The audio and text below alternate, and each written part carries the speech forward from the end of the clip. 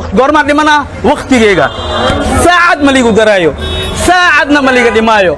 waana ku faraxsanahay inaan dhinto sababtoo ah suubanaha salawaatullaahi calayhi yaa dhintay Allahu baaqi ilaaha baaqi ee bas aakhira ninkii laga waayo bini aadamba ma aha kaas Soomaaliya waxaa ka baxay majaajilaysta weyn shakhsi saameyn ku lahaa waqti adagna dadka Soomaaliyeed la soo qaatay qofka aan ka hadlayo qof kale ma ahan ee waa walaalkeen marxuun Cabdi Muriidi Dheere oo loo garan og yahay Ajakis oo xaalad caafimaad adag soo wajahday darteed u geeriyooday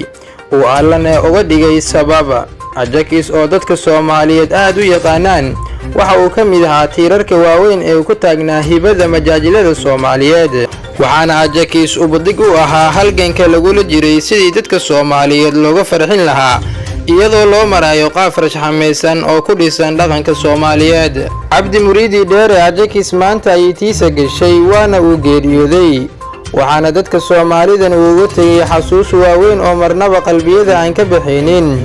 Cabdi Muriidi Dheere Ajakis ka soo xanuunka maanta uu geeriyooday haddana waxaa jiray in dhawaanahan uu iska xanuunsanaa eeladiisa mas'uuliyiin ka tirsan maamulka gobolka Banaadir iyo dad kale oo shacab oo isbitaalka dhowr jeer oo kala duwan ku soo booqday waxa ay sheegeen in xaaladiisa mar ay ka soo reenaysay marnana ay xumaanaysay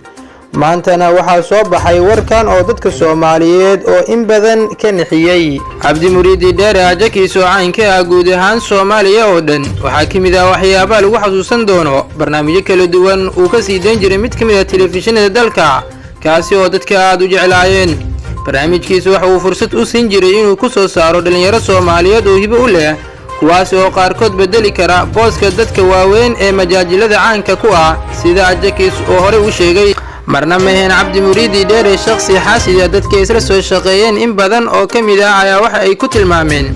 inuu ahaa nin aad u gacan qabta dhalinyarada yaryar ee leh hibada sare ee gaarka dhinaca majaajilada waxa uu barnaamijkiisa gaarka ay ka bixi jiray telefishinka Universal TV dhalinyaro Soomaaliyeed oo aad u adkeed inay fursad ka helaan TV-ga waxaana halkaas qaarkood ay ka soo aflaxeen maanta yihiin majaajilistayaal caan ah Cabdi Muriidi Dheere Ajakis xanuunka uu geeriyooday noociisa ilaa iyo hadda dhaqaatiirta ma aysan faahfaahin laakiin waxaa la sheegay inuu xanuunka ku soo booday uu ahaa mid aan horey loo arkin kadibna in muddo ah uu ku jiray xaalad adag oo caafimaad maanta ay tiisa gashay Cabdi Muriidi Dheere maanta waxa uu u galbaday qabrigiisii iyo gurigiisii runta ahaa